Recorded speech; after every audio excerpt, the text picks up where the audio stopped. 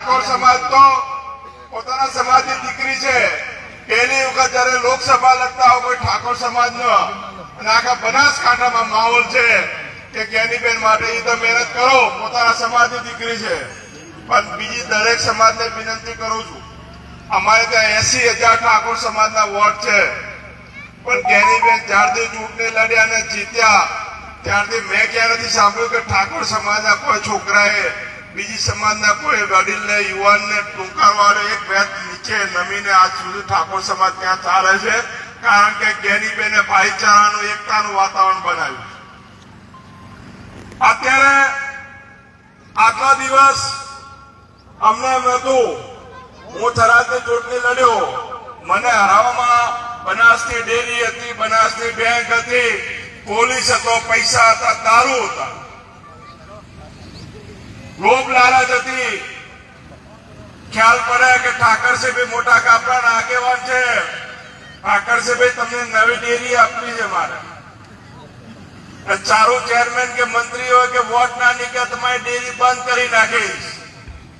ગામમાં 2 પદ નવી ડેરીઓ આલી વાતોમાં ખબર પડે. મફોભાઈ આગેવાન છે, મફોભાઈ તમારા દીકરાને ડેરીમાં નોકરી રાખવાનો છે, બેંકમાં નોકરી રાખવાનો છે. વચમાં દરેક સમાજના જોમીન થયા. કોઈ રાજપૂત સમાજ હોય તો રાજપૂત સમાજના બીજા આગેવાન આવ્યો, હું જામીન તમારા દીકરાને હું નોકરી રખાડી આપીશ. મારે વાત થઈ ગઈ છે ફલાણા સાહેબ જોડે. રબારી સમાજનો કોઈ આગેવાન આવ્યો કે ભાઈ ઠાકરસિંહ મારી જવાબદારી, મારે ફલાણા સાહેબ થી વાત થઈ ગઈ, તમારો જેવી ચૂંટણી પૂરી થાય તમારા છોકરો નોકરી. જોઈન્ટ ડેરીમાં દૂધ ભરાતા નાની મોટી ભેળસેળ થઈ અને વધારો 5 લાખ વધારો બાકી પડ્યો હોય, બબે પગાર એમાં આખા જિલ્લામાં અમારી વિધાનસભામાં ગામની 2-5 જણા એવા પગાર વાળા બાકી હતા, વધારા વાળા બાકી હતા. એમને કહી દીધું જેવી ચૂંટણી પૂરી થાય તમારા ખાતામાં, પેલા કીધું 15 લાખ રૂપિયા આવશે, આમને કહી દીધું તમારા ખાતામાં વધારો આવી જશે. આ ચૂંટણીમાં જે લોકો જોમીન થયા હતા એ સમાજના લોકો એને ગોતે છે કે હવે વોટ લેવા આવ્યા તો જ નોકરી, તો જ ડેરી. એટલે ખબર પડી ઠાકરસિંહભાઈ ની મોને, મફતભાઈ ની મોને, તેજોભાઈ ની મોને તો આના પા પકડે નવા ભીખાભાઈ તમને નવી ડેરી આલવી છે, ભોપા તમને નવી તમારા છોકરા નોકરી આલવી છે. તમને ખબર તો પડી હાલ ધોના તો મોને એમ નથી, હવે નવા પકડો. એટલે વાવના લોકો મોને એમ નથી, થરાદના લોકો મોને એમ નથી, એટલે હવે દિયોદર અમે આવશે, પહેલા ધોનેરા અમે થશે. એટલે મહેરબાની કરી સમજો, આ રબારી સમાજને અંદરો અંદર લડાવનાર કોણ છે એનો જવાબ આપણે આપવાનો છે. લાકડી માર્કેટયાર્ડમાં ચૂંટણી બંધ કરાવનાર કોણ છે એને પણ જવાબ આપવાનો છે. લાકડી માર્કેટયાર્ડમાં રાયડાની ખરીદી બંધ કરાવનાર કોણ છે એને પણ જવાબ આપવાનો છે. ભાઈ ભાઈને આમ રામ ભગવાનની વાત છે, રામ ભગવાન તો ભાઈચારા માટે એક મહાન પ્રતીક છે. પણ આ લોકોએ તો રામ ભગવાનનું નામ લેવાનો અધિકાર જ નથી, કેમ કે ગામમાં 2 ભાઈઓને ભેગા ભાજપ વાળા નથી, 2 વચ્ચે તો ચી રીતે રામની વાત કરે છે. ઘરે ઘરે કુટુંબમાં વાત કરાવીને મિલ્યા છે કે તમે આજે બધા એક સારા પવિત્ર સ્થાનમાં બેઠા છો. જ્ઞાનીબેન, આ બનાસકાંઠાના પોલીસે હમણાં ટેલિફોન ઉપર કે મૌખિક સૂચનાથી આખા બનાસકાંઠામાં અલગ અલગ જગ્યાએ 100 જેટલી નિમણૂકો કરી. કોઈ કાગળનો ઓર્ડર નથી, માત્ર ઇતર સમાજના લોકો ઉપર ખોટા કેસ કરવા માટે કરીને, દબાવવા માટે કરીને આજે જયારે પોલીસ વાળા ફરી રહ્યા છે.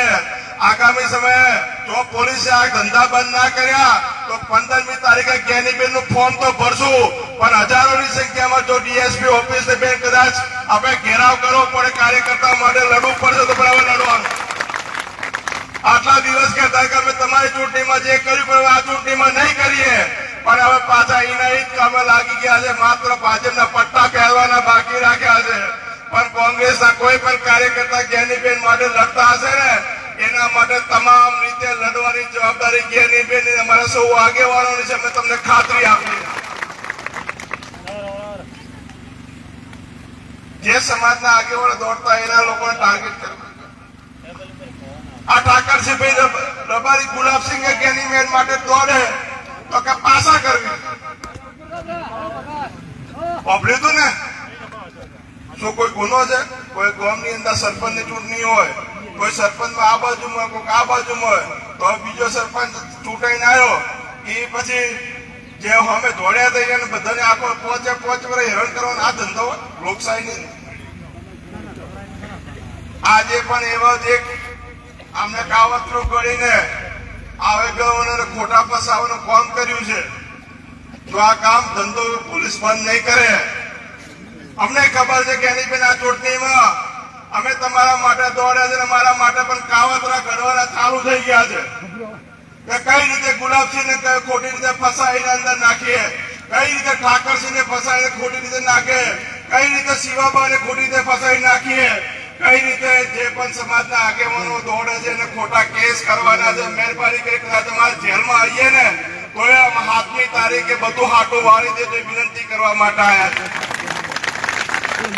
આ બનાસકાંઠાને આઝાદ કરવાનો છે એક વ્યક્તિની ગુલામીમાંથી આ કોંગ્રેસ ભાજપની ચૂંટણી નથી ભાજપમાં તો ઘણા બધા ઉમેદવારો હતા દાવેદારો હતા નેતાઓ હતા મોટા મોટા 70 જણા ટિકિટમાં જીતી ત્યારે 70 કોઈ યોગ્ય ના લાગ્યા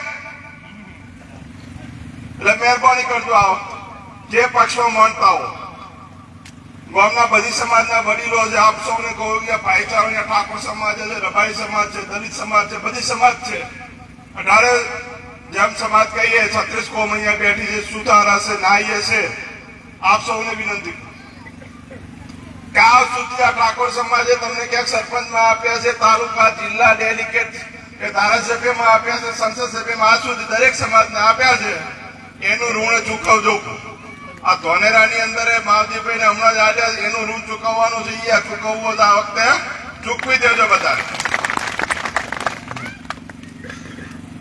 બહેનોને પણ વિનંતી છે કે નાનું મોટું કહેવાય હકાઈ હકપણનું કે કોઈ રીને બેઠવું હોય તો મહેરબાની કે મોટું મન કરીને તેડી આવતો રહો અને વોટ કરાવતો અને તો એની બેનના નિમિત્તે કદાચ 2 ગજનું ઘરે પાછું ખરખું થઈ જશે એટલે 7મી તારીખે કોઈ રહી ના જાય અમે તો વાવના લોકોએ કેરી બેનનું 2 વખત મુમેરું ભર્યું છે અને મુમેરું ભર્યું છે તમારે જ્યારે પણ જરૂર પડી અમારી કેની બેન અમારી ઢાલ બની છે અને આ મોટા કાપરામાં કહું છું તમે આ 7મી તારીખે કેનીબેન નું મુમેરું ભરજો ફોટોથી અને કેનીબેન જયારે મુમેરાની માતા લઈને આવે તો મોટા કાપરાના લોકો રાજી રહે કેનીબેન રાજી રહે એવું કામ કરજો સૌને રામ